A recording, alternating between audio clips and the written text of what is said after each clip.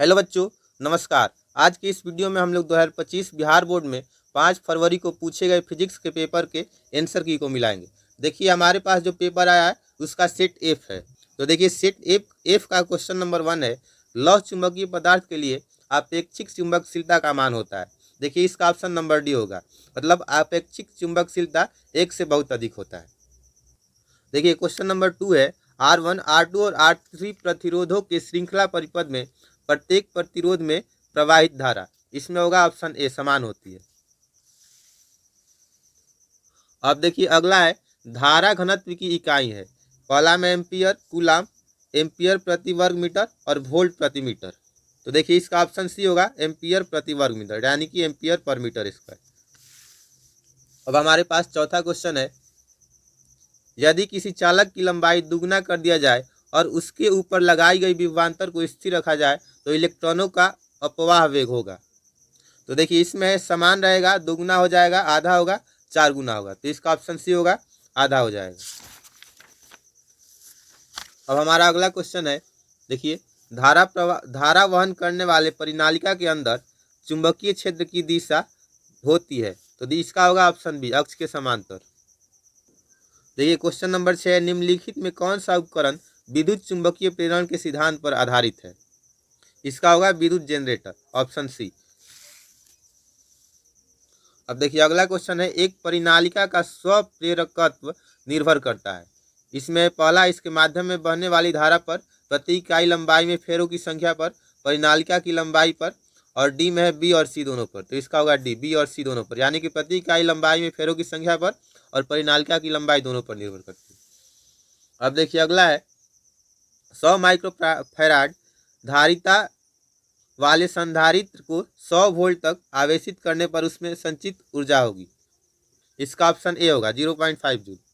अब देखिए हमारा अगला क्वेश्चन है, निम्नलिखित में किसका मात्रक वोल्ट प्रति मीटर होता है? तो इसका ऑप्शन नंबर सी होगा। देखिए पहला में विद्युत फ्लक्स, विद्युत विभव, तो विद्युत क्षेत्र क्या होता है? वोल्ट प्रति मीटर का मात्रक होता है, मतलब विद्युत क्षेत्र का मात्रक होता है वोल्ट प्रति मीटर। अब देखिए अगला क्वेश्चन है, वैद्युत चालन में चालक से मुक्त इलेक्ट्रॉनों का अपवाह वेग भी एवं चालक के सिरों के बीच लगे विभवांतर भी के बीच संबंध होता है। पहला वी के अनुक्रमानुपाती, वी के व्युत्क्रमानुपाती, वी स्क्वायर के अनुक्रमानुपाती और वी स्क्वायर का व्युत्क्रमानुपाती। तो इसका ए होगा, वी के अनुक्रमानुपाती बोलिए या समानुपाती होता है, यानी कि ऑप्शन नंबर ए इसका सही होगा। अब देखिए हमारा अगला क्वेश्चन है, एक चालक की वोल्टा V तथा धारा I के बीच ग्राफ एक सरल रेखा है जो y अक्ष की I को प्रदर्शित करता है, से थीटा कोण बनाती है। चालक का प्रतिरोध होगा tan थीटा है, cot theta, sin theta, cos theta. देखिए इसका ऑप्शन ए होगा tan थीटा। अब हमारा अगला क्वेश्चन है, विद्युत परिपथ की शक्ति होती है। देखिए विद्युत परिपथ की शक्ति वी स्क्वायर बाई आर होता है। अब हमारा अगला प्रश्न है, ताप बढ़ने के साथ अर्धचालक का प्रतिरोध, ऑप्शन ए में बढ़ता है, घटता है, कभी बढ़ता है और कभी घटता है, अपरिवर्तित रहता है। तो देखिए इसमें होगा घटता है। ताप बढ़ने के साथ अर्धचालक है तो अर्धचालक का प्रतिरोध घटता है। अगला है, निम्नलिखित में कौन सा प्रतिरोध आर को व्यक्त करता है? अब देखिए आर मीन्स प्रतिरोध आर को व्यक्त करता है, प्रतिरोध को हम लोग आर से सूचित करते हैं। तो इसमें पहला है रो एल बाई ए, दूसरा में rho into A by L, सी में है एल बाई रो इंटू ए और डी में है एल ए बाई रो। तो देखिए इसमें ऑप्शन ए सही होगा, रो इंटू एल बाई ए।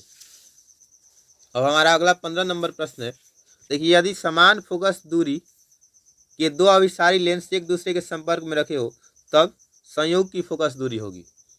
तो देखिए जब दो समान अभिसारी लेंस को एक साथ हम लोग लाते हैं तो इसका फोकस दूरी आधा होता है, यानी कि f/2 हो जाएगा।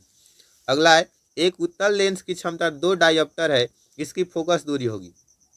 तो देखिए इसका ऑप्शन बी सही होगा, मतलब कि 50 सेंटीमीटर।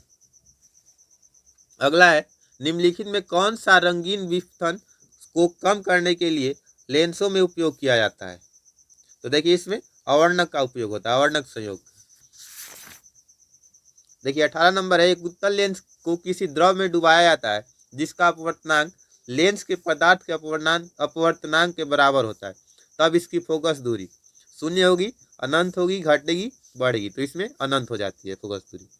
देखिए 19 नंबर है, साबुन के बुलबुले रंगीन दिखाई देते हैं, पहला है विवर्तन के कारण, ध्रुवण के कारण, व्यतिकरण के कारण, परावर्तन के कारण। तो व्यतिकरण के कारण साबुन के बुलबुले का रंगीन होना दिखाई देता है। अब देखिए हमारा 20 नंबर क्वेश्चन है, निम्नलिखित में से किसे ध्रुवीकृत नहीं किया जा सकता है। तो देखिए इसमें है ध्वनि तरंगों को हम लोग ध्रुवीकृत नहीं कर सकते, प्रकाश तरंगे, रेडियो तरंगे और एक्सरे को ध्रुवीकृत किया जा सकता है। अगला 21 नंबर, एक व्यक्ति +2 डायोप्टर क्षमता का चश्मा प्रयोग करता है, उसका दृष्टि दोष है। देखिए +2 डायोप्टर मतलब क्या है, उत्तल लेंस है, और उत्तल लेंस मतलब 2 दृष्टि दोष में इसका प्रयोग किया जाता है। अब देखिए 22 नंबर है, एक ही तत्व के समस्थानिकों के बीच मुख्य अंतर क्या है। तो देखिए एक ही तत्व के समस्थानिक में न्यूट्रॉनों की संख्या में अंतर होता है, तो इसका ऑप्शन नंबर 20 सही होगा। अब अगला है, निम्नलिखित में कौन सा रेडियोधर्मी क्षय का प्रकार नहीं है। तो देखिए म्यू1 जो होता है रेडियोधर्मी क्षय का प्रकार नहीं होता है। 24 है, 500 नैनोमीटर तरंग दैर्घ्य वाले एक फोटोन की ऊर्जा क्या होगी। तो देखिए इसको हम लोग, जो सी का मान दिया गया 3 × 10⁸ मीटर और एच है 6.626 × 10⁻34 जूल सेकेंड है, इसको हम लोग इसका मान रख के हल करेंगे तो आएगा 3.8 × 10⁻−19 जूल, जो कि इसके बराबर है 4 × 10⁻−19 जूल, यानी कि इसका ऑप्शन ए सही होगा। अब देखिए हमारा 25 नंबर क्वेश्चन है, हाइड्रोजन स्पेक्ट्रम की कौन सी श्रेणी दृश्य भाग में पड़ती है। तो इसमें होगा बामर श्रेणी, ठीक है। इसमें लाइमन श्रेणी, पाश्चन श्रेणी और ब्रैकेट श्रेणी हाइड्रोजन स्पेक्ट्रम में नहीं होती है, इसमें बामर श्रेणी होगा। अब देखिए अगला है, निम्नलिखित में कौन आवेश रहित कण है। तो देखिए अल्फा, बीटा और प्रोटॉन तीनों में आवेश होता है, ये फोटोन जो होता है आवेश रहित होता है। देखिए 27 नंबर, एक किरणें हैं, गतिमान इलेक्ट्रॉन, गतिमान धनात्मक आयन, गतिमान ऋणात्मक आयन, विद्युत चुंबकीय तरंगे। तो एक किरणें जो है विद्युत चुंबकीय तरंगे हैं। अब देखिए अगला, एक AMU की तुल्य ऊर्जा है। तो 190 mega electron volt, 139 mega electron volt, 913 और ये होगा 931 मेगा इलेक्ट्रॉन वोल्ट, एक AMU की तुल्य ऊर्जा होगी, उसके बराबर की ऊर्जा होगी। अब देखिए अगला है, दो आवेशों के बीच की दूरी आधी कर दी जाती है तथा एक आवेश को भी आधा कर दिया जाता है, दोनों के बीच लगने वाला बल पहले की अपेक्षा हो जाएगा। तो देखिए इस स्थिति में जो आवेश की दोनों के बीच में जो बल लगता है वो दुगना हो जाएगा। इसमें हम लोग केवल आंसर की देख रहे हैं, इसका हल नहीं देखेंगे, हम लोगों को मिला लेना है। इसका आंसर देखने से इसका सॉल्यूशन से कोई मतलब नहीं बनता है, आप लोगों को आगे की पेपर के लिए तैयारी करना है। अब देखिए इसमें है, एक इलेक्ट्रॉन को विभवांतर V के अधीन विराम से त्वरित करने पर इसकी चाल होगी, तो V के समानुपाती हो जाएगी। अब देखिए अगला है, इलेक्ट्रॉन का विशिष्ट आवेश होता है। इलेक्ट्रॉन का आवेश नहीं पूछा जा रहा है, यहाँ विशिष्ट आवेश पूछा जा रहा है। इसमें होगा 1.8 × 10⁻11 कूलम पर केजी, ठीक है। इसमें ये नहीं हो 1.67 × 10⁻−19 कूलम पर केजी, इसमें विशिष्ट आवेश पूछा जा रहा है, तो ऑप्शन नंबर सी होगा। अब देखिए इसमें अगला क्वेश्चन है, संधारित्रों के समांतर संयोजन में प्रत्येक संधारित्र के लिए कौन सी समान रहती है। तो देखिए इसमें आवेश है, ऊर्जा है, विभवांतर तो विभवांतर होगा, आगे है धारिता तो धारिता नहीं, विभवांतर क्या होगा, समान रहे। अगला है, वायु में दो धनावेशों के बीच परावैद्युत पदार्थ रखने पर इनके बीच प्रतिकर्षण बल का मान पहला में बढ़ जाएगा, घट जाएगा, वहीं रहेगा, शून्य हो जाएगा। तो देखिए इसमें घट जाएगा, ऑप्शन नंबर 20 का सही होगा। अगला है 34 है, 0.2 माइक्रोकूलम के दो बराबर तथा विपरीत आवेशों के बीच की दूरी 3 सेंटीमीटर है, इनका वैद्युत द्विध्रुव आघूर्ण होगा।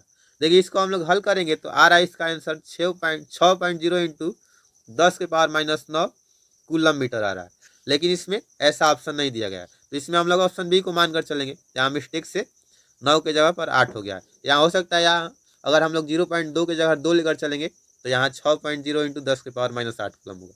देखिए क्वेश्चन गलत दिया गया है पेपर में, इसका नंबर 1 नंबर सभी को दिया जाएगा। देखिए अगला 35 नंबर है, एक बंद पृष्ठ के भीतर n विद्युत द्विध्रुव स्थित है, बंद पृष्ठ से निर्गत कुल फ्लक्स होगा। तो देखिए इसमें पहला में Q/ε0, 2Q/ε0, NQ/ε0, इसमें D होगा। वन पृष्ठ से जो विद्युत फ्लक्स क्या होता है वो शून्य हो जाता है। देखिए 36 नंबर है, समान आयाम एवं समान तरंग दर की दो प्रकाश तरंगे अध्यारोपित की जाती है, परिणामी तरंग का आयाम महत्तम होगा जब उनके बीच कलांतर है।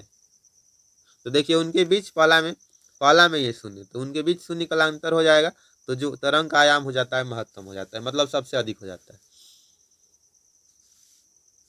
अब देखिए आगे, ध्रुवित प्रकाश में कंपन तल एवं ध्रुवण के तल के बीच का कोण है। तो देखिए उसमें कंपन तल और ध्रुवण तल के बीच का कोण होता है 90 डिग्री होता है। 045 180 नहीं 90 डिग्री होता है। अब देखिए अगला है 38 नंबर, निम्नलिखित में कौन सी विद्युत चुंबकीय तरंग नहीं है। तो विद्युत चुंबकीय तरंग, देखिए इसमें अल्फा किरणें जो है वो विद्युत चुंबकीय तरंग नहीं है। गामा और किरणें और एक्सरे किरणें जो होती है वो विद्युत चुंबकीय तरंग होती है, इसमें अल्फा नहीं है। देखिए 39 नंबर प्रश्न है, किसी द्रव्यमान माध्यम में विद्युत चुंबकीय तरंग की चाल निर्भर नहीं करती है। तो देखिए इसमें इसके तरंग दैर्ध्य पर, इसकी आवृत्ति पर, इसकी तीव्रता पर, इसकी वैधुकता पर। तो इसका ऑप्शन भी होगा, इसकी आवृत्ति पर निर्भर नहीं करता है। अगला है, प्रकाश वैद्युत उत्सर्जन की घटना में आपतित प्रकाश की तीव्रता बढ़ाने पर प्रकाश वैद्युत धारा, पहला में बढ़ती है, घटती है, अपवर्तित रहती है, और अगला है पहले बढ़ती है फिर नियत हो जाती है। तो इसमें देखिए बढ़ती है, ऑप्शन ए होगा। देखिए 41 नंबर क्वेश्चन है, किसी गतिमान कण से संबद्ध डी ब्रॉगली तरंग की तरंगदैर्घ्य निर्भर नहीं करती है, इसमें आवेश पर निर्भर नहीं करती है। अगला है, फोटोन की गतिज ऊर्जा का सूत्र है। तो देखिए फोटोन की गतिज ऊर्जा का जो सूत्र होता है Hv/c, h म्यू बाई जो होता है c²। ऑप्शन बी इसका सही होगा। देखिए इसमें किलोवाट घंटा जो होता है ऊर्जा का मात्रक होता है। अगला है, निम्न में कौन सा नियम ऊर्जा संरक्षण के सिद्धांत पर आधारित है। तो देखिए इसमें जो है लेंज का नियम जो होता है ऊर्जा संरक्षण के सिद्धांत पर आधारित होता है। अगला है, जब किसी एमीटर को शंट किया जाता है तो इसकी माप सीमा बढ़ती है, शंटिंग के बाद क्या होता है, माप सीमा बढ़ जाती है। अगला है, चुंबकशीलता का विमीय सूत्र MLT-2 8⁻², इसका ये होगा। देखिए 47 से under root mu naught by epsilon naught का मात्रक है, तो इसका ये होगा न्यूटन पर कूलम। सॉरी, इसका epsilon naught under root epsilon naught mu naught by epsilon naught का जो मात्रक होगा भी होगा, ओम का होता है, इसका ओम का मात्रक होता है। देखिए आगे, यदि किसी चल कुंडली गैल्वेनोमीटर में फेरों की संख्या बढ़ा दी जाए तो इसकी सुग्राहिता संवेदनशीलता जो होती है बढ़ जाती है, घट जाती है, अपरिवर्तित रहती है, बढ़ सकती है या घट, तो इसमें होगा ये बढ़ जाती है। अगला देखिए 49 है, उदासीन बिंदुओं पर B greater than B H, B less than B H, B equal to B H, B equal to 0। तो देखिए 49 का जो होगा सी होगा, B equal to B H.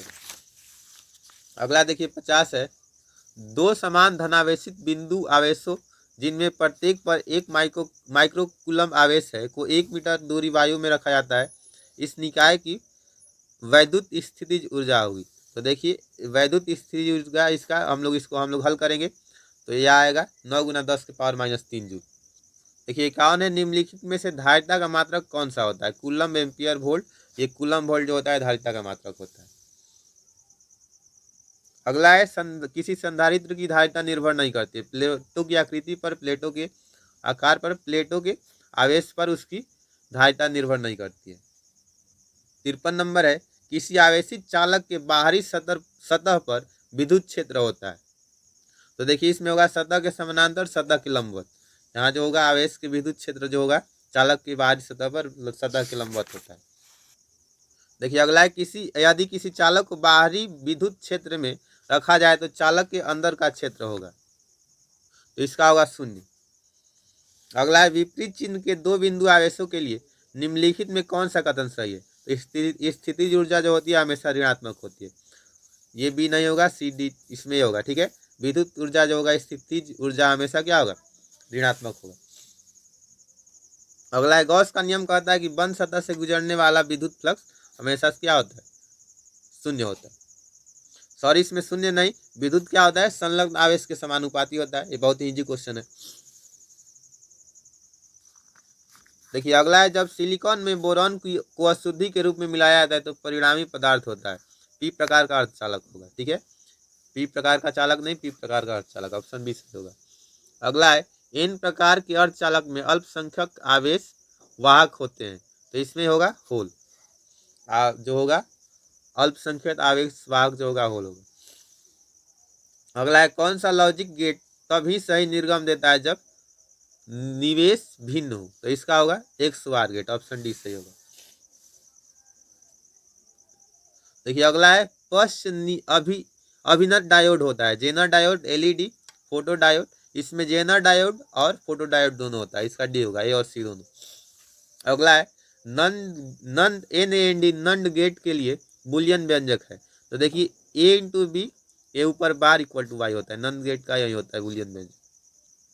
देखिए अगला है फाइबर ऑप्टिक संचार में किस प्रकार की तरंगों का उपयोग किया जाता है। इसमें विद्युत चुंबकीय तरंग होगा। अगला है टीवी प्रसारण के लिए निम्नलिखित में से कौन आवृत्ति परास का उपयोग होता है। इसमें होगा सी, 30 से 300 मेगाहर्ट्ज का उपयोग होता है। अगला है यदि किसी प्रत्यावर्ती धारा का शिखर मान 10 एम्पियर है तो इसका वर्ग माध्य मूल का मान होगा।